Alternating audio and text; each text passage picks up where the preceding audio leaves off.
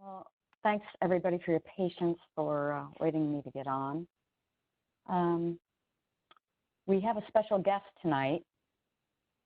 Her name is Debbie Sandlin, and she is going to be the temporary backfill for Andrea when Andrea goes on maternity leave. And Andrea will introduce her a little later in the meeting. I also have some sad news that Stephen Paskowski's father passed away today. So Stephen is not going to be joining us tonight. And with that, and we wish him all the best in his family. With that, I'd like to call the meeting to order. And I'd like to just, by roll call, I'm going to ask the council members' names. Just say you're here. Mario? Here. And Dan? Here. Bill? Here. Jerry Lee? Here. Okay. All right. So let's move to approval of minutes. It's about 7:42. I'm just putting the clock on. And Andrea is keeping track of time. We'll get into that in a few minutes. Approval of minutes, of agenda, sorry.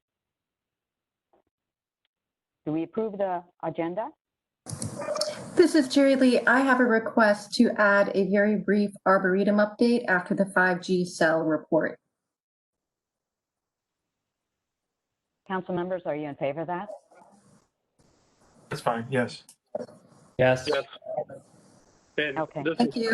Phil, Phil, I've got a archives report I'd like to add at the end of traffic and parking or thereabouts. Okay. I'd also would like to strike the zoning and ADUs. That's fine. Fine. Fine. Okay. Okay. Fine. All right. Sounds like we have unanimous. Okay. Great. Okay. And approval of minutes.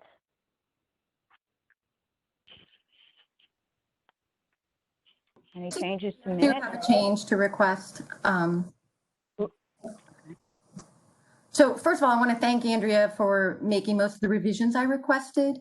Recognizing we want succinct minutes, under capital projects for status, I would like to request that we clarify that a little bit, because right now it gives the impression that the full council provided consensus agreement that we would not further pursue the Kenilworth extension. But we really didn't discuss that at the mayor's request. We did not discuss that that issue in detail, and it was the mayor who stated that she didn't want to pursue it further. So I'm open to how we address that, but I think how it's currently written gives the impression that the full council approved it by consensus.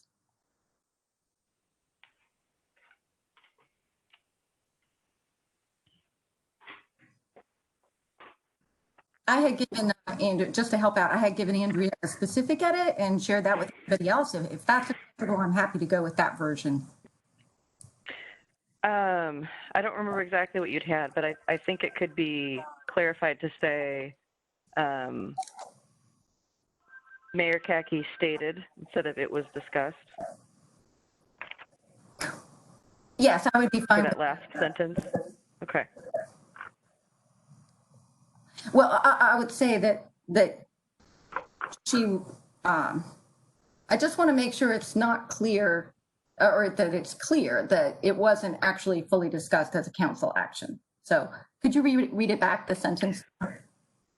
Sure. That last sentence would then read, Mayor Kaki stated that the extension of the sidewalk on Kenilworth to Argyle will not be pursued.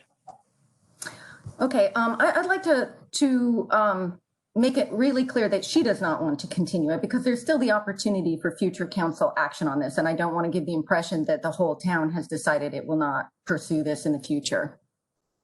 I think you could add at this time, at that time, if the case may be. Okay. Thank you. Because you're right. It's open.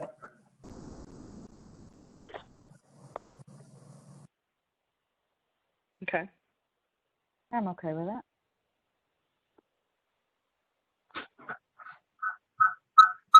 This is Andrea. I actually have an edit that was something I got wrong under the action items. That should be 10936, not 10938, Claremont. There are two addresses, two numbers for that address, and I had the wrong one here in the minute.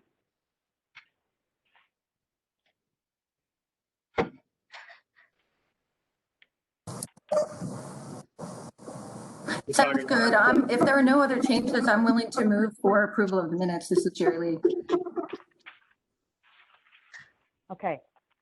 With those changes, do we have, I'm fine with the Approval? changes. I'm fine with the changes with the Okay. comment that Phil added, and everything else is fine. okay? And Phil, yeah, you're good, and Jerry Lee's good. Okay, minutes are approved with those changes. Okay, we're at presentations by residents. I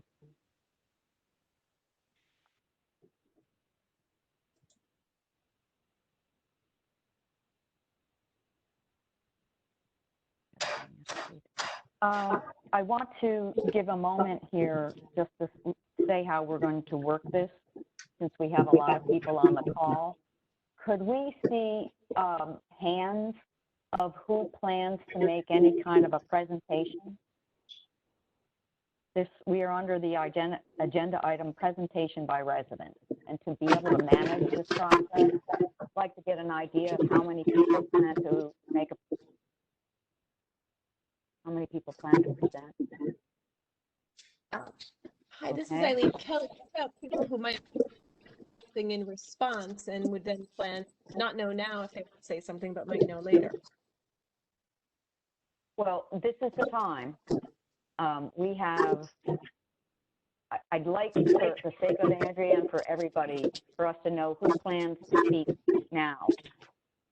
We have no action item, so we have 20 minutes. And we're going to be limiting the number of minutes per speaker. So how many people do you all know how to put your hand up?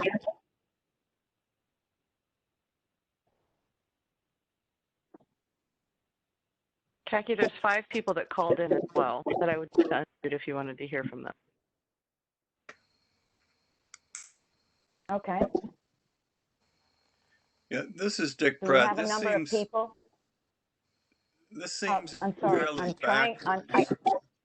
I'm trying to get order here. How many people? This is Tony. Just to say, I think Margaret Goldsboro, you may put yourself on mute. I think your feet. Oh. Hey, you're unmuted. How do we raise our hands?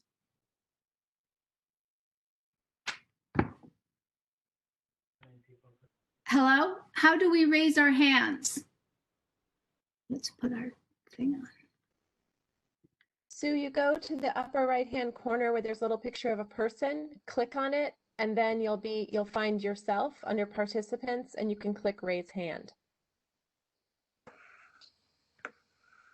Or you can put something in the chat box.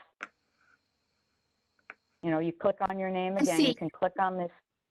Okay, Thank you. okay.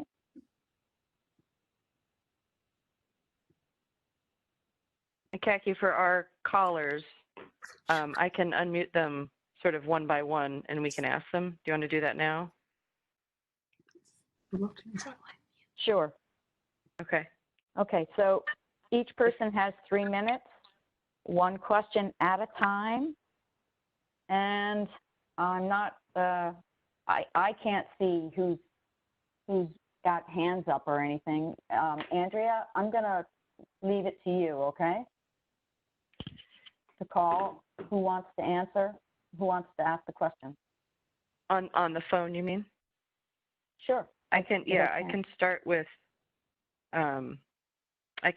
those folks and we can see if anybody there has anything. So I know that the phone number ending in 44 is a J-Bot, so I'm going to unmute you. Jay, did you have anything yes, did you want a chance to speak? No, I'm just here to listen. Nothing from me. Thank you for the opportunity. Okay. Yep. Okay, next I'm unmuting the phone number ending in 02. I can't tell the last 4 digits, so phone number ending in 02. You're now unmuted. Would you like a chance to speak? Possibly. Okay, and who is this? This is Chuck Berry. Chuck, okay. You can Okay, I'm save me muting to you the again. end. You can save me to the end if you like, and then if I Okay. 33 is Phil. There's actually 2 folks that have a phone number ending in 44. So I'm unmuting the phone number that's a 240 area code ending in 44. You're unmuted. Yes, would you like a chance to speak? Yes, I would. It's Ethan Cantor, the second number ending in 44. You can put me at the end too. Okay. Okay. Thank you. Okay, and I'm unmuting the phone number ending in 38. You're unmuted. Would you like a chance to speak? Okay. Okay, I'm unmuting the phone number that ends in 07. You're unmuted. Would you like a chance to speak? Thank you. Okay.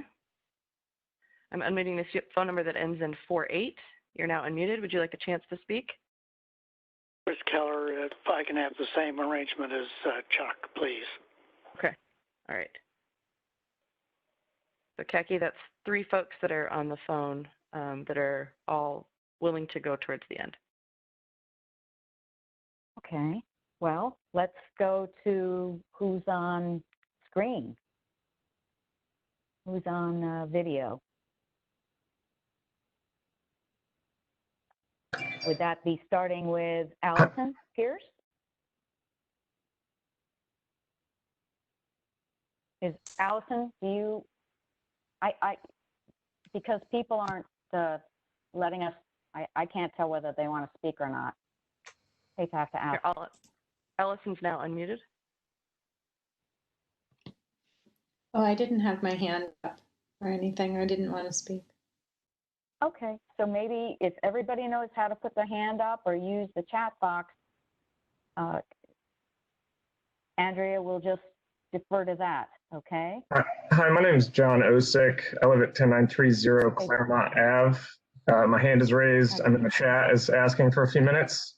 I just want 1 or 2 minutes to bring up some issues with SRTS, make sure everyone's aware of them. Can I go ahead and speak? Just a second, okay? Hold on. Absolutely. Hold on, John. Okay, who else? Well, this is Dick Anybody Pratt. else? I'm puzzled. How do we know if we want to speak about SRTS before we hear the report? And how do we know what we would say? Are we being asked to speak at the citizen presentation time before we've heard about what's in the SRTS report? I have no report. I'm giving an update on the SRTS. What's the difference between an update and a report?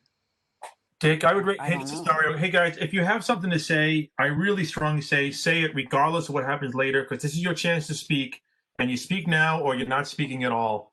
That's it. Sorry guys, we're not going to spend 20 minutes discussing this. Like, either speak now and preempt whatever may be said later, or just hold your tongue and let's just move on, guys. Thank you. All right, I want to speak then.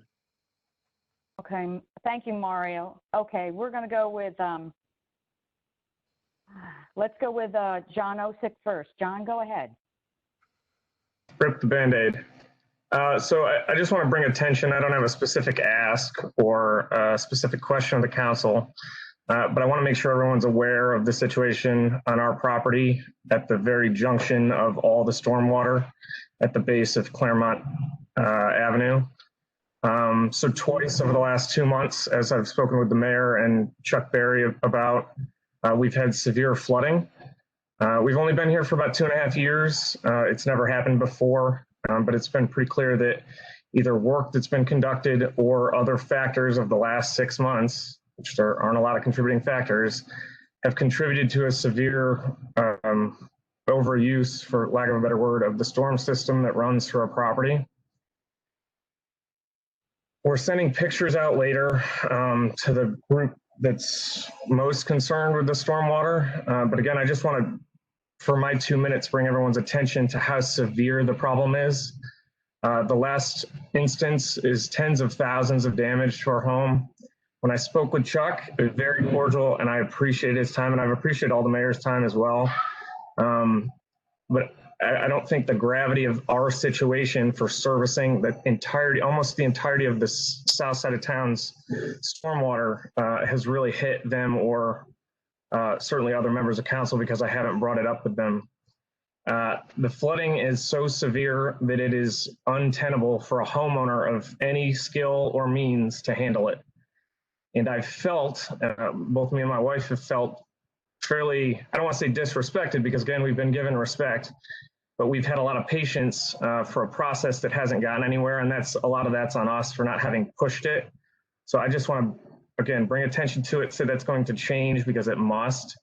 The volume of the water that passes through our property, both on the surface and attempting to pass through the 21-inch storm drains that run through our property, it's unacceptable. I mean, there's no way that a town should be putting that much water on individual property owners through a property owner's property, which the stormwater system clearly can't handle.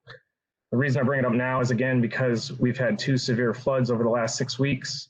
And it's been clear that this SRTS has not only not made it better, but has made it extraordinarily worse, both by diverting water into the street, into impervious surfaces, and by directing water in the wrong places.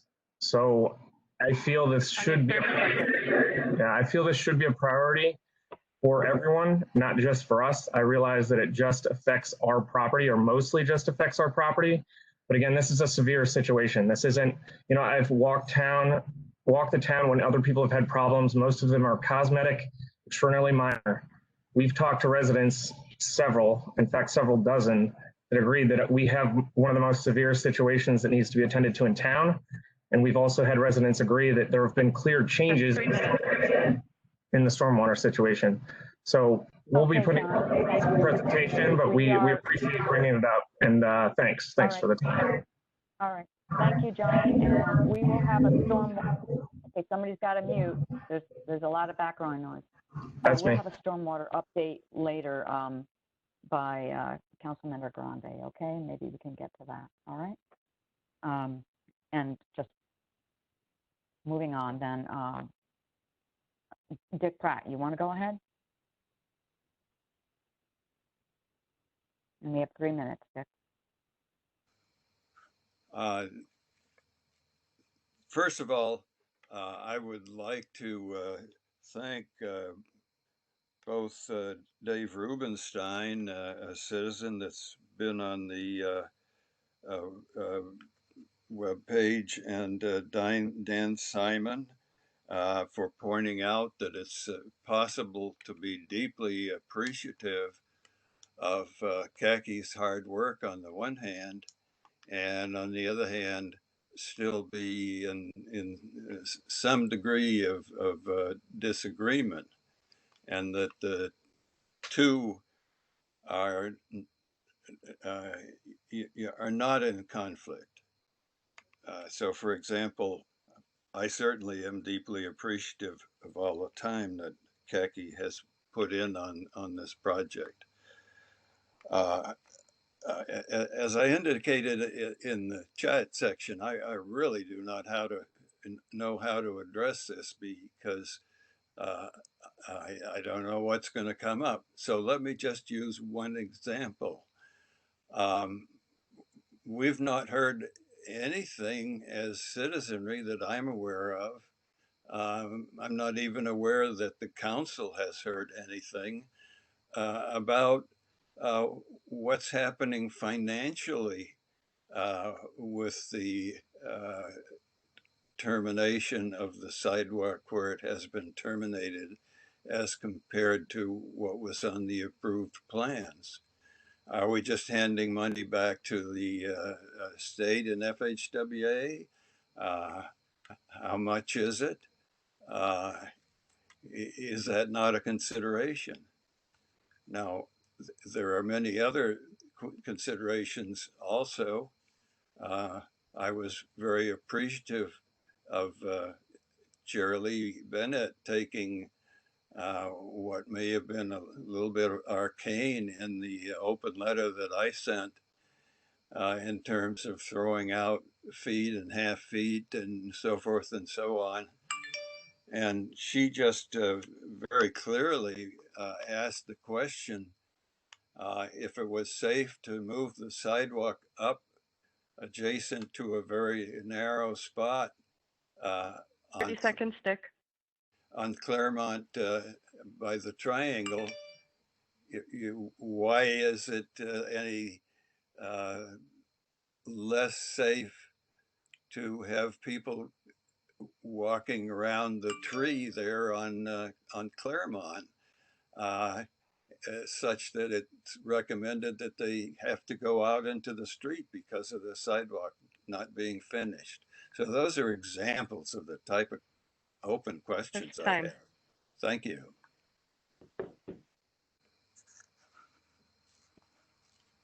Okay, thank you, Dick. We have Chris Keller.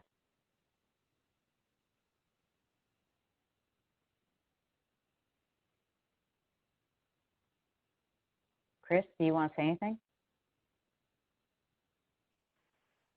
Sorry, let me unmute him. Okay, Chris, you should be unmuted. I'd like to wait till the end if possible. No, go ahead, Chris. I'm running the meeting. Please go. Well, the termination of the Kenilworth sidewalk was never, so far as I know, subject to any public discussion. And it's unlike the minor changes, although they may add up in the aggregate to significant changes, the termination of the Kensington sidewalk, well short of its original and publicized extent, is a major, just in of itself, a major development that should really have been done in a public fashion. I guess that's the gravamen of my comment. Okay, Chris, thank you. And Chuck, you want to go?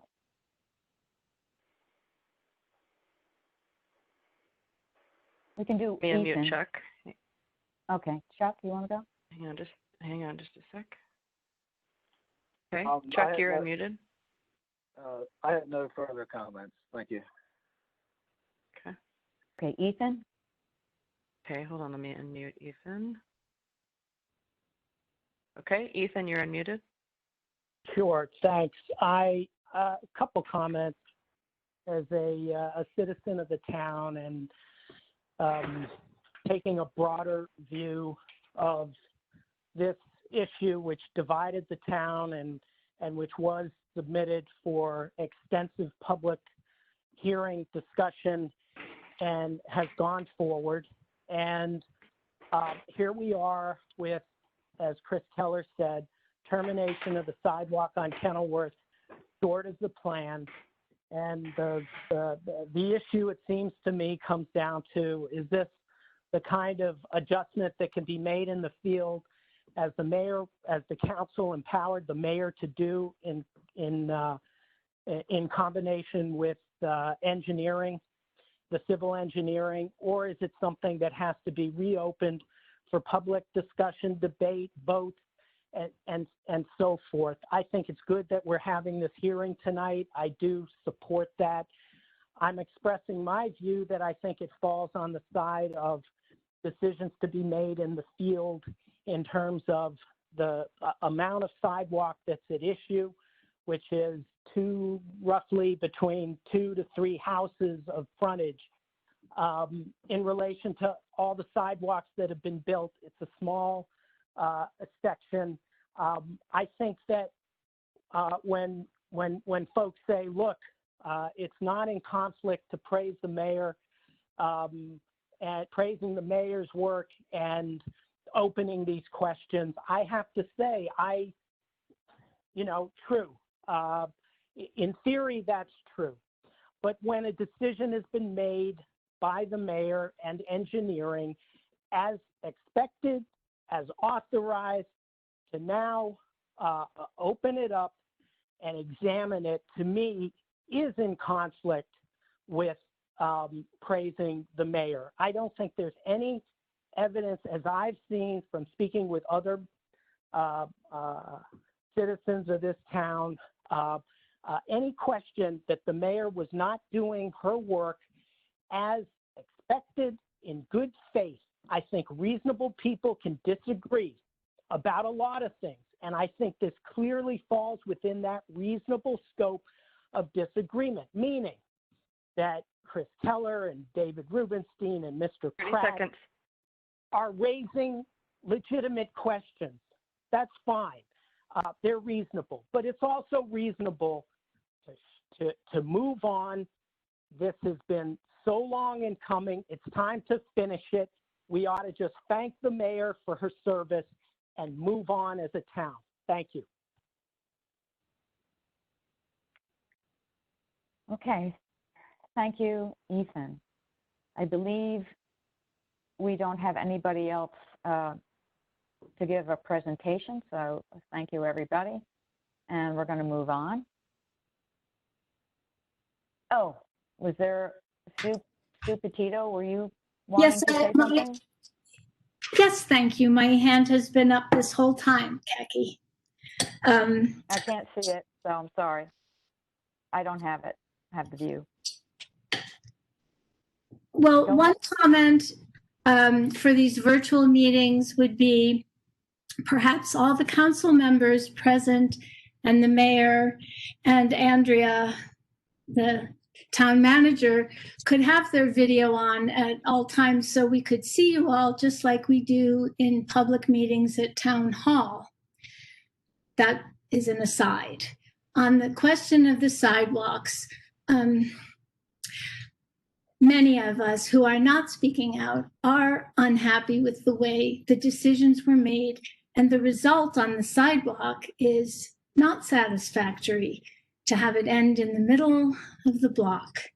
I would like to see the matter continued. That's all I have to say. Thank you, Sue.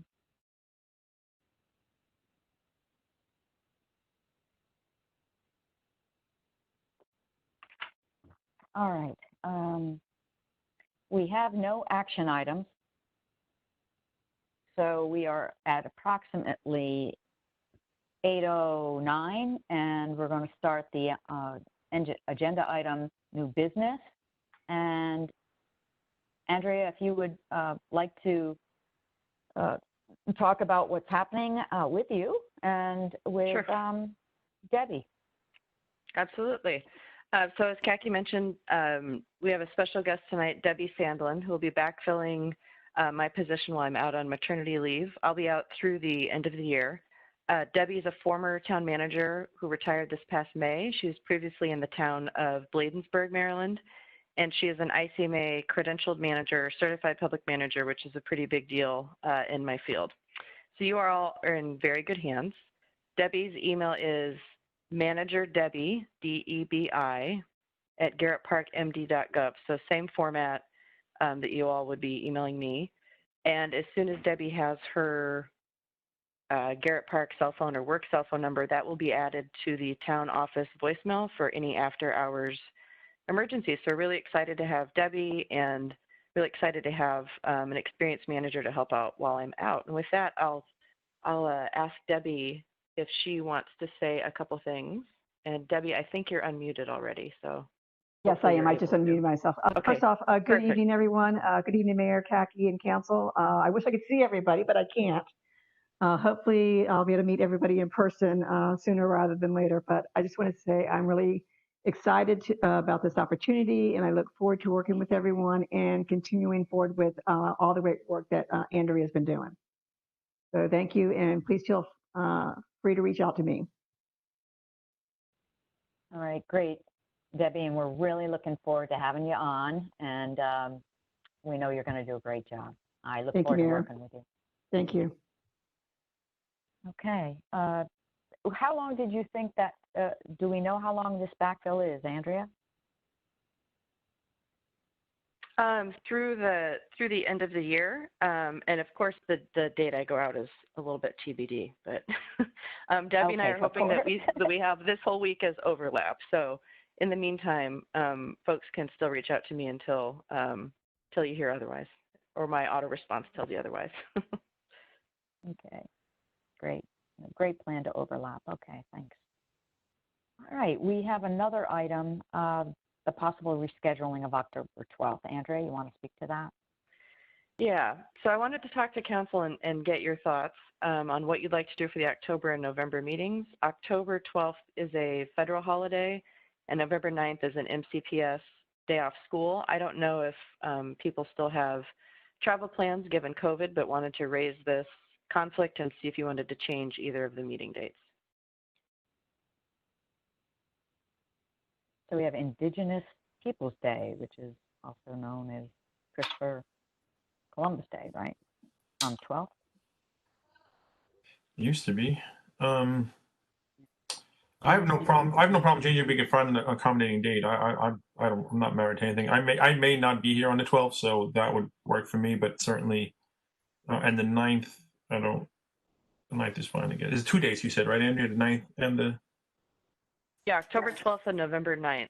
So both the October and November meetings. Wasn't sure if folks would be in town still or not. Okay. I'd like to go out on the 12th myself. I'm not going to be here. Most likely, not going to be here on the 12th myself. So that's not going to. So I'm happy to change that even a day or a week or whatever. But we can.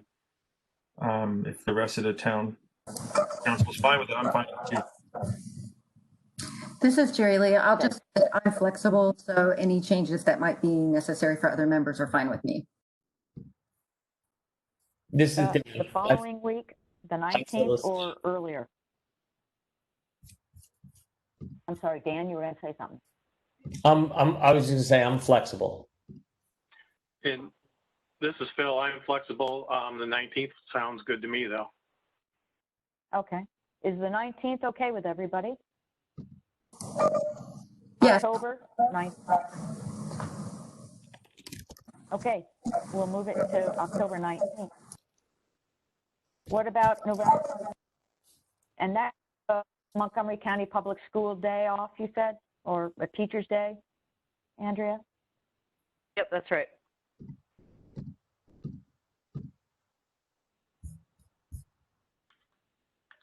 I mean, What do you think, council? The 9th is fine. Is for now. It's fine keeping. I don't personally have any plans to be anywhere. So. Yeah, I'm Phil, I'm fine with the 9th. Okay, Dan. 9th is fine. Jerry Lee? I'm fine with that. Okay.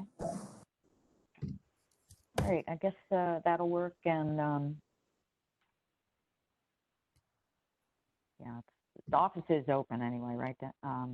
Right, Andrea? Yeah. Oh, well, not federal holiday. Yeah. Right.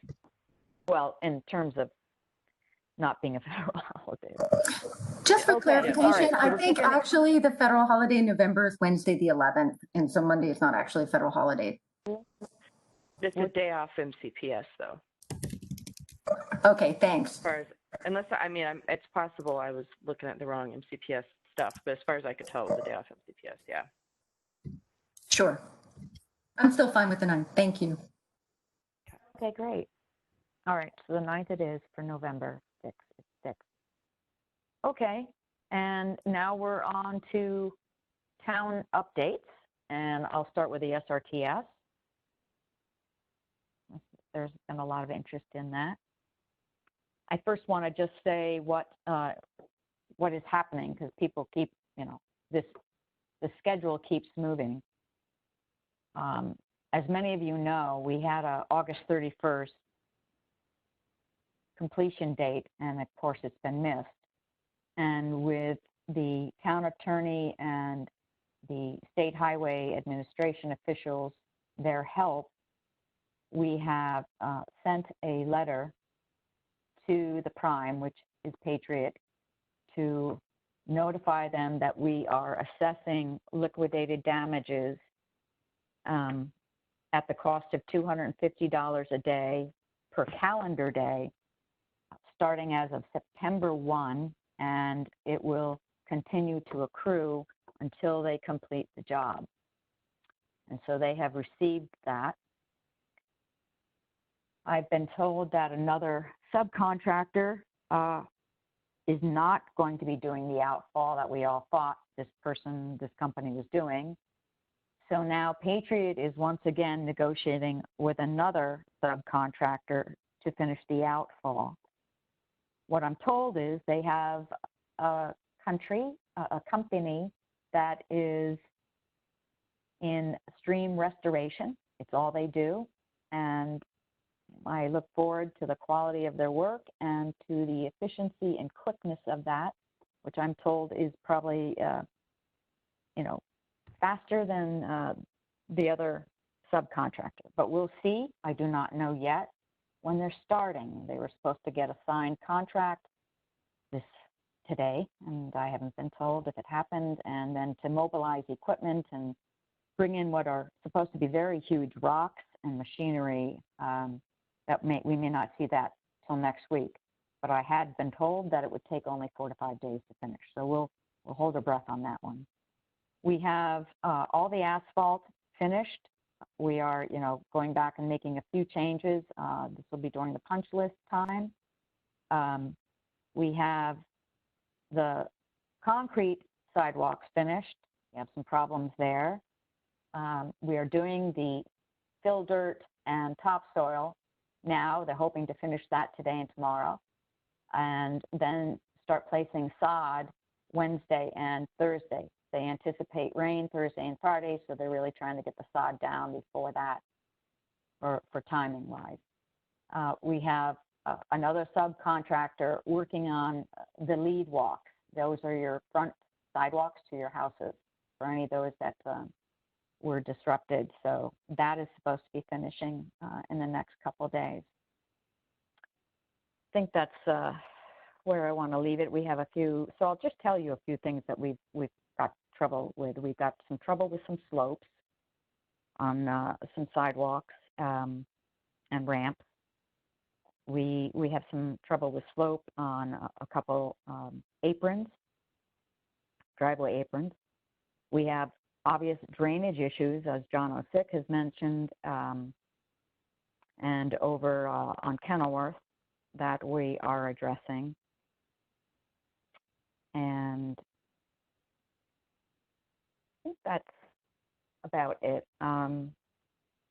What we have to wait on is actually getting the punch list and getting that done before we can have a final inspection. I was kind of hoping for the punch list next week, but we have to wait for the outfall to finish. So I would expect that the week after next will be when we get the punch list done. Then it's coordinating with, the fixes that need to bring in different, subcontractor crews. For example, we have another issue with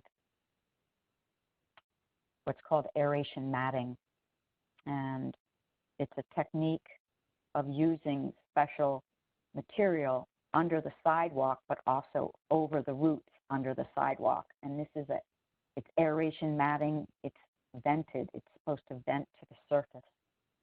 And Dave Norden, who is with LSG, he's the landscape architect who developed the tree protection plan for this SRTS design. He had worked with Noble Atkins, and they are sort of the forefathers of this material, which is like a wire, a plastic kind of mesh in between. It's sandwiched between two fabrics. Anyway, there were very detailed notes on how this should get installed, and it was not installed correctly.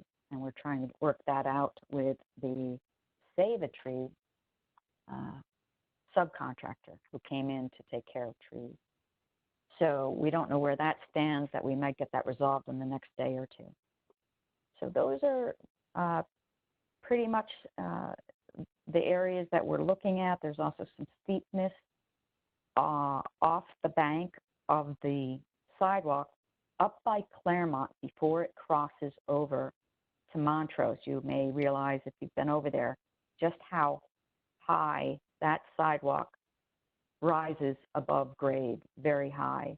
And we already have had somebody from the ADA office of the state ADA office to come out and look at that, and gave some opinion and advice on how to maybe mitigate some of the chance of risk.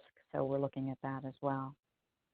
Okay, I'll just quickly, jump to some issues that I know were going to come up. So I'm just gonna, without getting into any details, because a lot of this was also addressed back in August 11th. So it's been more than a month ago that I sent the email to the council members explaining what the circumstances were and what the advice was by our civil engineer, our District 3 engineer, our town field engineer, and inspector.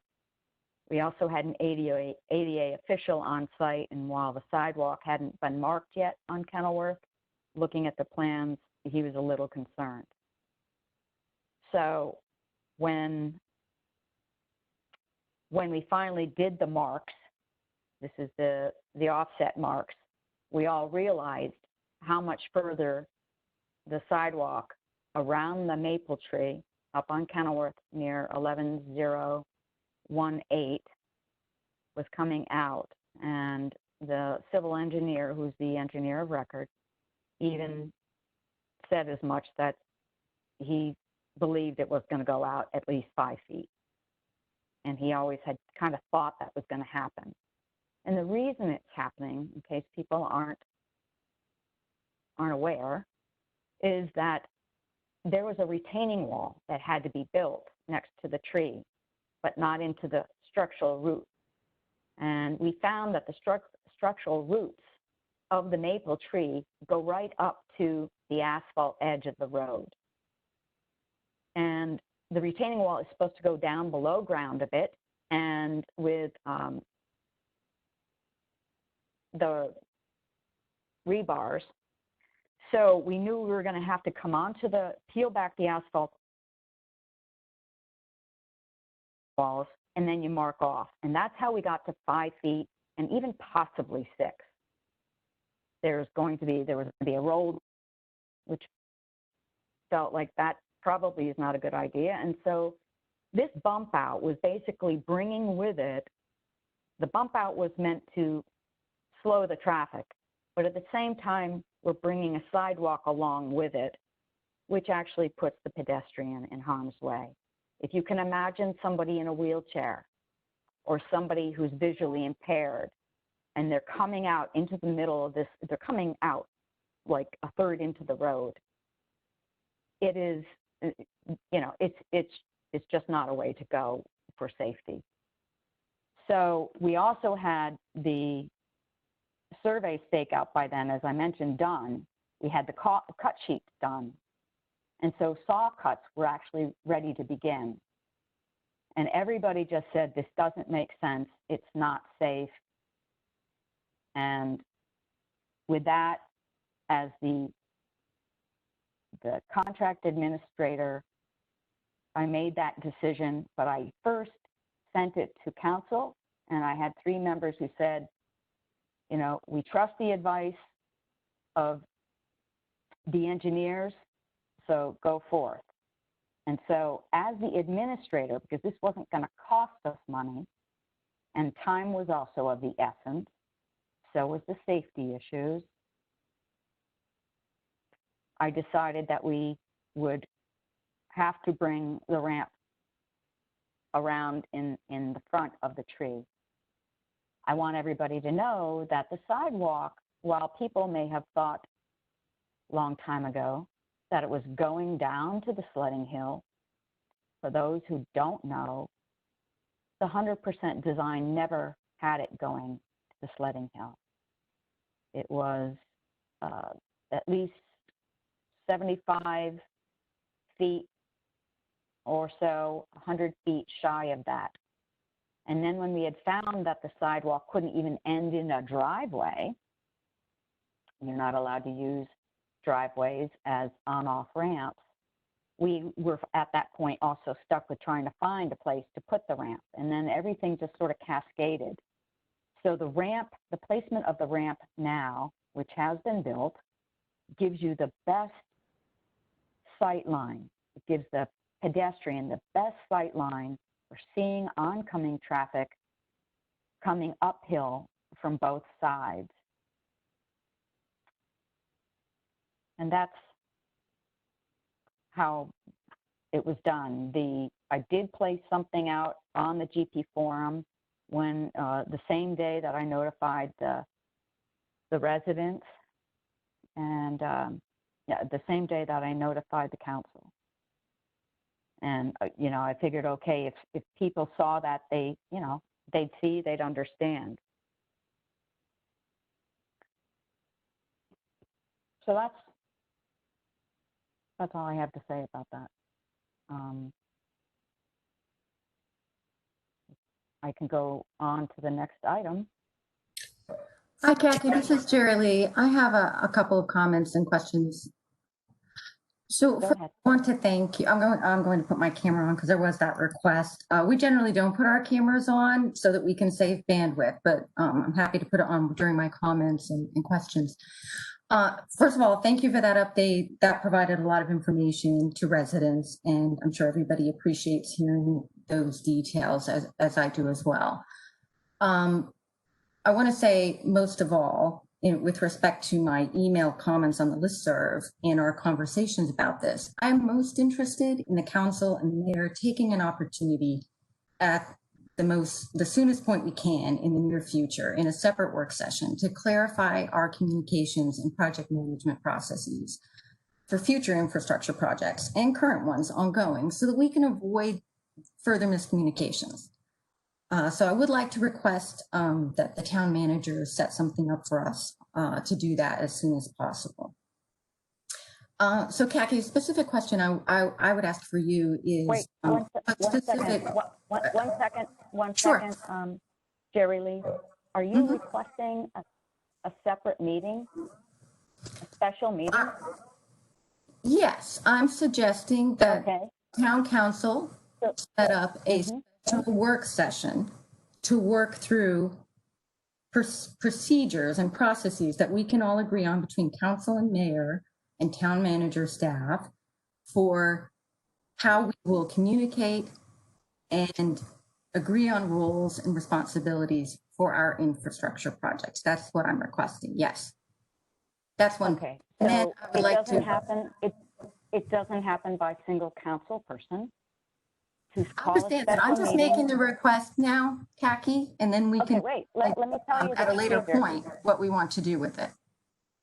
Okay, well, the procedure is that 3 council members must agree to call a meeting. So just keep that in mind, okay? Certainly. 3 council members, if there's a majority of council that wants to have a special meeting, Kaki, this is Mario. Yeah. So I will support Jerry Lee's position on holding a closed door meeting on the aforementioned opportunities, as well as giving some of the financials, so that there's no misinformation out there. There were some people, residents, I think Dick Pratt, you brought it up, just some clarity on financials. So I would like to have that offline conversation in a closed door meeting and get on the same page. So I would support having a meeting. I think it would be beneficial for collectively for the council and office administration and the mayor. So I would support that move. This is Andrea. I just want to clarify that at a work session, it's a public meeting, but the public doesn't have an opportunity to speak, but they do have an opportunity to observe. And there's different standards that have to be met on when there are closed door meetings that are allowed and when there's a work session, which is different. So just wanted to throw that out there. And it also depends on policy, what you're actually talking about, if it's administrative versus, policy on, finance. Kaki, But anyway, I'm happy to make this request that we hold a work session for us to follow on after the fact. Okay. And so we'll follow up that way.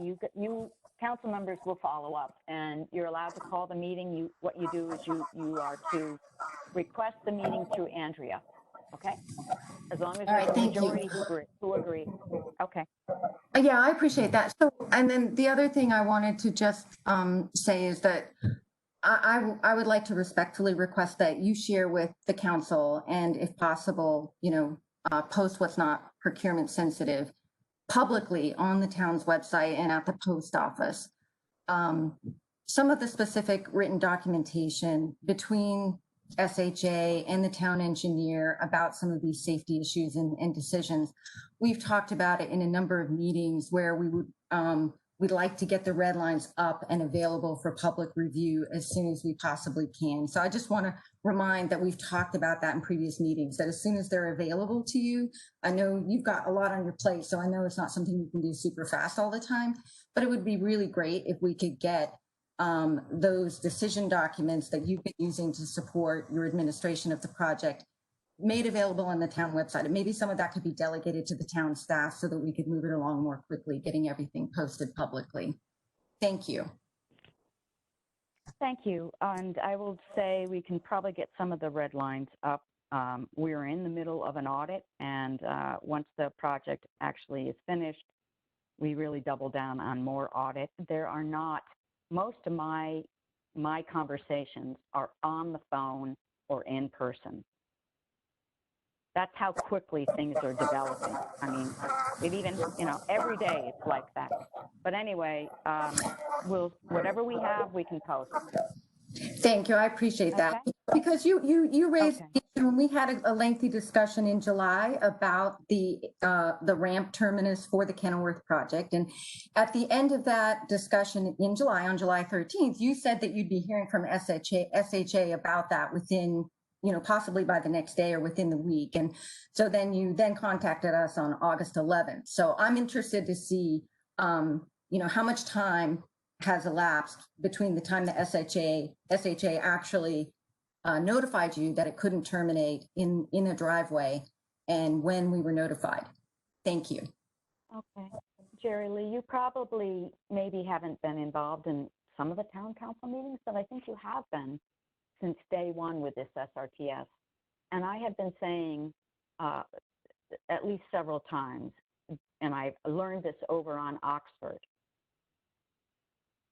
but sidewalks cannot terminate into a driveway. And that's why we put ramps on, we had to put ramps on at Weymouth and Oxford and over at Montrose and Oxford. So, the timing for this project is fast, furious, and blurry and unexpected all at the same time. It is just, that's the way it is. It's not been clean, so I don't even know when they said, okay, that everything's changing. Everything is every day. I hear something and then the same day something changes. So absolutely, Kaki. And I understand that. I've attended every single council meeting since I became a council member in November of 2019. And I understand that you have actually raised this issue wanting to shorten Kenilworth multiple times during that period since November. At least 3 times that I can count. And so that's why I feel like there was plenty of time for us to have had more detailed discussions and have access to engineering review at an earlier point. I really don't want to belabor this here. I don't think it's beneficial because I believe you gave SHA direction. So for this particular situation, it's a moot point. So I really don't want to belabor it, but I really do want us to have that work session so that we can work out procedures that can be more productive for the future. Thank you. Okay, Jerry Lee, thank you. And I'm not going to revisit any of that. And that's the end. So let's go on to stormwater. Council Member Grande. Thank you. Okay, and just a quick update on the stormwater task force. So that task force is basically, not basically, it is made up of Chuck Berry and Andrea Fox from the town office and myself.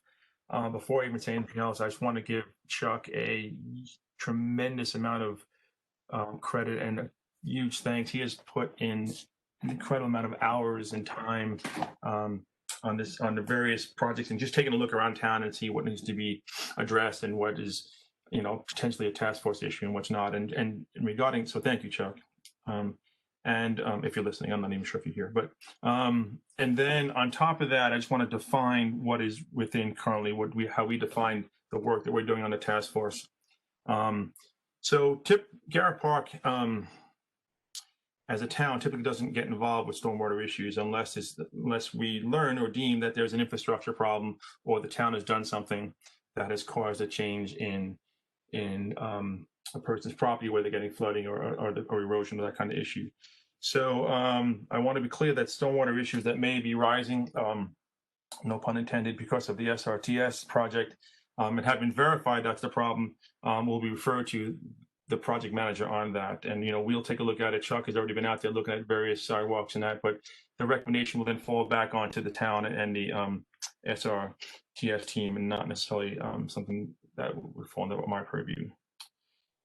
And sometimes the lines are blurred, so to be fair. So real quick, a couple of projects that are currently up in, that are kind of the front burner projects. The first one is the end of road could be drainage improvement. This is here at the end of road could be down towards Garrett Park Estates. So at the end of August, Chuck and representatives from the county and several of the residents who live around there got together to assess the problem and they walked the property. I think Andrew, you might have been there as well. And to determine what was going on with the flooding and erosion on their property that was caused by some decision that the town had made earlier in a previous time. And I don't have the details on that, but basically there was a consensus made on the path forward, and the homeowners, which was really important, agreed to what was to be done. Basically, we're looking at adding some new riprap and some fiber matting and building some native planting along the way on the little kind of the swallow that little part that's behind the property. And we're also looking at maybe replacing the piping that's under the bridge, that little bridge, or the little walkway between Garrett Park and Garrett Park Estates. So basically, everyone's on the same page. What has to get done? The homeowners are on board. So the next step is Chuck is going to be working with Jason Azar, the engineer, to come up with a plan and a drawing, and that'll be submitted for bid, and then we'll bid the work out, and it'll come back to council and the mayor to evaluate the next steps from there. But that is ongoing, and that's been on people's list for many, many years. So I'm glad to see that's moving forward. Also down the end of the road could be is a piece of property that's partly Garrett Park Estates, and that's the Simons property. Joshua Simons has a piece of property, and that is actually Garrett Park property. But when we went down there and took a look at it, the task force deemed that really the issue there was more of a Maryland Department of Transportation issue. Andrea was in touch with them, so we were able to get the DOT to down there and do some work and clean out some of the work at the culvert that's the end of our property, and that's helped some of the water flow there. And they're going to keep an eye on that. And basically, it's a Maryland DOT county issue and not necessarily a Garrett Park issue. The other one we're working at that we will hope to move on quickly is 10700 Montrose. That's Montrose Avenue at the very end of Montrose towards Parkside. So Chuck was down there a few times, and I think he and Jason spoke and determined that the road and the curb and the apron, the curb is totally dilapidated and needs to be replaced. So that little section there needs a new apron and a new curb. To build up a new high point because they've been getting flooding for years. So there's a plan in place. So Jason and Chuck are working together to get a sketch together and an action plan, and then we'll bid that out to a contract, and we can get that work going pretty soon as well. So that's the second one on our list. The other one on our list is, which I think John Osick mentioned earlier, is 10930 Claremont. So that's one that, we are also actively looking at that property. A final determination has not been made. There's a lot of variables there on that piece of property. So really, it's a high priority. we got to get to road could be, and then it's our priority there. By no means are we ignoring it. I know Chuck's been out there. John, you even mentioned that he spoke with you. I've been out there a few times with Chuck myself, even walked the ground to check what's going on there. There's no action plan at this point as of today moving forward, but we need to evaluate and determine what is the cause. If it's a town issue, if it's a sidewalk issue, if it's just, quite frankly, just the way the land is because the house sits at a low point. And, you know, we're not making any evaluations and I'm not making any decisions tonight on that. And then lastly, 4605 Oxford Street. There's an open lot. There was a lot of deep pooling. That's very dangerous. It's technically not it's not a stormwater situation the town can fix, but Andrea did notify the county, let the county know that there's deep pooling going on there that can be very risky for drowning and other areas of kids or even animals or pets get into this space. So we also encourage the neighbors around that area to contact the county, and they should get out there and look to remedy that flooding situation over on Oxford. So that's really it for, not it, that's a lot. And, you know, where there are other issues that come up, some of them are neighbor to neighbor. That is out of our scope. We encourage you, if you have flooding that's caused by something that your neighbor did, we encourage you to work with your neighbor to remedy that. And if the town can help, great. But that's it on our task force update as of today. Thank you. Okay, great. Thank you, Mario. Let's go to unless anybody has a question, we're going to move to the train whistle with. This is Jerry Lee. I just had a comment, please. Go ahead. Mario, I know that Stephen, he couldn't be here tonight, but he did pass on to me that he does have expertise and interest in this area. So he would appreciate it if you could touch base with him when he's back about how he might be helpful to you in the task force going forward. Sure. More the merrier. I'm not going to bother them today, obviously, but absolutely, Jerry. Thank you for letting me know. Thanks. Okay, hey, Dan and Phil, if you want to talk about the train whistle?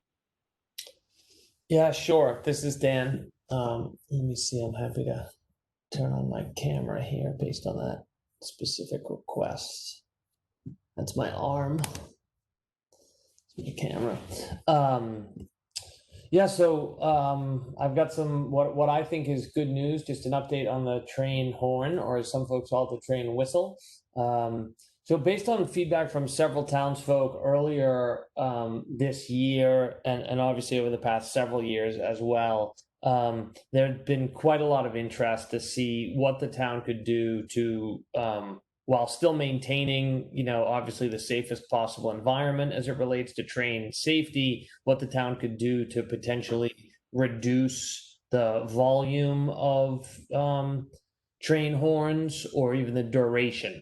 And so earlier this year, the council, working with the mayor and the town manager, put some money into the town budget so that we could properly engage the services of an expert so that we could determine what the town's options are, you know, with regard to the train horn. And, you know, it's quite a unique set of skills that it takes to actually be the kind of expert that can understand this sort of transportation, the different municipalities and government entities that are involved with the train, private, public, etc. And so I'm pretty close to having an engagement for that, for the expert who can help guide us this way. And really what I want to say to the town, my goal on this, after reading through sort of decade or more of emails, talking to different folks, there's clearly a lot of lore, L-O-R-E, lore, and, you know, kind of rumor about what's allowed, how many crossings we have, software that blows horns, train conductors that blow horns, who cares about the horn, who doesn't care about the horn. And so we saw an opportunity here to say, hey, you know what? Let's engage a true expert. Let's get a written report and a playbook with options and a budget of what could be accomplished. So we're now just beginning that process, and I hope to be able to report with more clarity on the deliverables from this initial engagement at the next town council meeting. I'm happy to hear from anybody after the meeting if folks have opinions. If you love the train horn and you wish the train actually could drive through your home and blow the whistle more, or if you would prefer to never hear the whistle again, I'm happy to hear all sorts of opinions and make sure we kind of factor that in. But this initial first step is about research and developing a playbook, and I'm fortunate to be able to collaborate with Phil on this. He's obviously has quite a lot of knowledge as well. So that is my update for the moment. Okay, thanks. Anybody got a question? Anybody on the council? All right. We look forward to hearing more about that, Dan and Phil. Phil, traffic and parking, and then if you want to segue into the archives after that. Okay, I'm dialed in, so sorry you don't have a camera I can use. But anyway, just a bit of a reminder in traffic parking. We've kind of stalled on something that we had discussed earlier in the year, and that was we had looked at hiring a contract parking enforcement officer. But then when COVID came up in March, we decided to put that on the back burner, and we've noticed that the town's traffic and parking issues have been on the decline as a result of less traffic and parking in the market lot and the black market.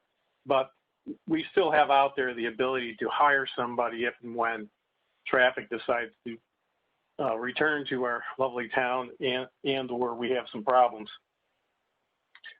Segueing on to archives, the archives remains closed. However, Claire has been able to research and respond to 16 different requests that have come over by email. And the archives has received several donations over the last few months, including a donation of personal town memorabilia from former resident, papers and photographs from a family of a former GP elementary school teacher. Love to see that. And additional materials related to the Waverly Schuylkill Park from Senator Frank Shore.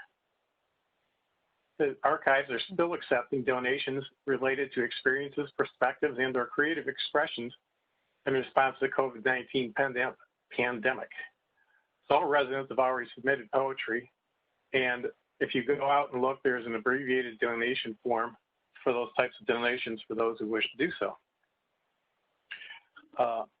In the next exhibit that will be going up, we have a former resident, somebody who I've actually read about, and I met some of his relatives a number of years ago, Charles Momsen, who was a decorated naval officer who invented the famous Momsen lung, for those of you who know anything with submarines or the Navy. And Dave Alney is working with Claire on that, but I think it's something that should be pretty interesting. And there's a very interesting account out there about how he and his device saved 33 men on a submarine back in 1935. Wow. And they are, the archives, Claire is continuing to process town records in the archives and index the oral history collection to improve searching.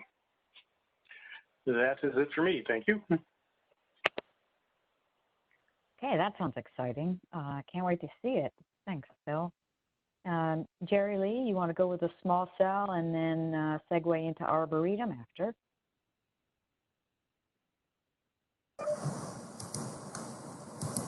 Yes, thank you. So for the 5G small cell update, the county's zoning text amendment that was introduced last fall has not yet been reintroduced. It was announced that it would be delayed due to COVID in the spring. We thought it would be reintroduced in the summer, but it has not yet occurred. So trying to keep an eye out on that, but it is not appearing on any published county council committee agendas that I could find. There's also a pending lawsuit with the FCC that Montgomery County is a party to that people may want to keep an eye on as well. That, as far as I could find, is not yet resolved. The county has improved its 5G small cell tower committee website, and it's a lot easier to use, a lot more information available, an interactive map. You can pull up a spreadsheet that shows the proposed and pending applications and their status. I'll make sure that we can post that in a number of different ways, perhaps even links from our own website and get it out via the Bugle and our listserv, because I think residents would really find it's a lot more useful and a lot of information there. For example, there is one pending application in Kensington at Knoll Station. There's also one approved or not recommended for approval by the committee at the RIT building on Connecticut Avenue. And there's also one at Grosvenor Place. These are the ones that to me look like they were closest to us. There are also some that are near schools that our children attend. So without going into those details, I just want to make sure that residents know that this information is out there. It looks like the committee is moving forward with making recommendations based on the existing county law and possibly holding the others pending that based on the planned zoning text amendment that was introduced last fall. Yeah, that's pretty much it, pending any questions on the 5G and small cell. Okay, for the Arboretum Committee update, the committee has been working on a fall planting schedule as well as some planning for how to do reclamation at Porcupine Woods because as you know, the SRTS outfall work will only stabilize the area, and the committee believes that it will probably be necessary to do some additional work to make sure that we don't end up with any invasives taking over in there and not leave huge blank gaping holes from how it looked before the work began. So that's something they're working on. Due to COVID, a lot of the spring planting was curtailed and delayed. The fall list will also be similarly not as ambitious perhaps as in past, but there's a lot of close coordination going on between the committee and the arborist and the maintenance crew. So thank you, Andrea, for working with folks on that. You'll note that in the posted agenda for the Arboretum Committee this Wednesday evening, a mention of a special tree that will be planted in honor of David Craig, our longtime tree management contractor. I don't want to steal the thunder, but there'll be more talked about that by the committee members Wednesday night. Lastly, member Andrew Fiddler has resigned his position because his family moved away out of Garrett Park. Kaki, the committee will be happy to help solicit for volunteers to fill the vacancy. So just let us know how you recommend interested candidates make their interest known. Thank you. Okay.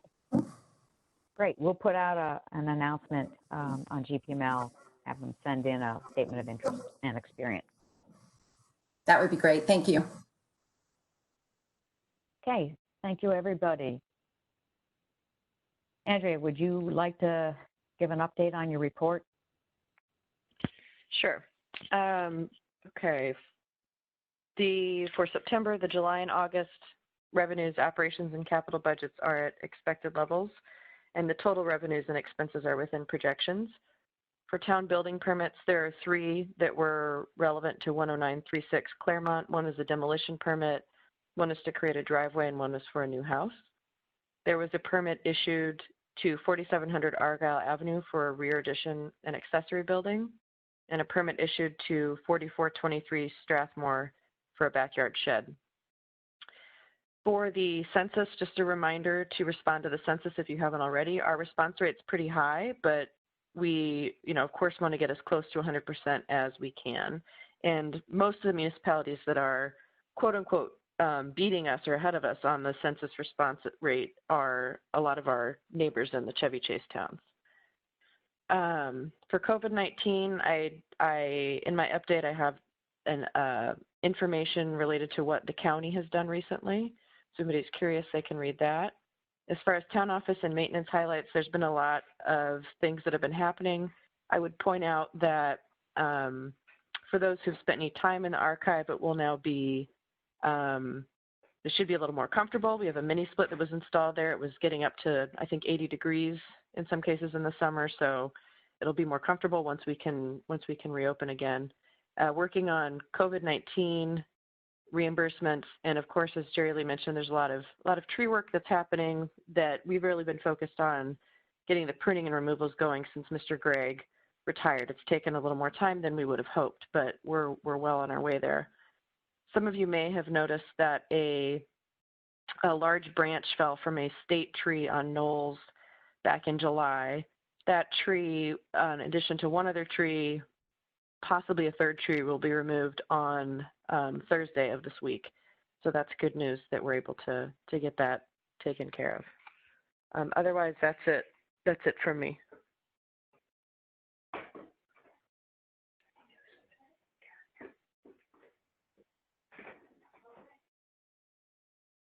Okay, that's great. I think without further ado, this meeting is adjourned. Thank you, everybody, at 8:56, Andrea. Have a good night, everybody. Thank you. Thank you. Good night.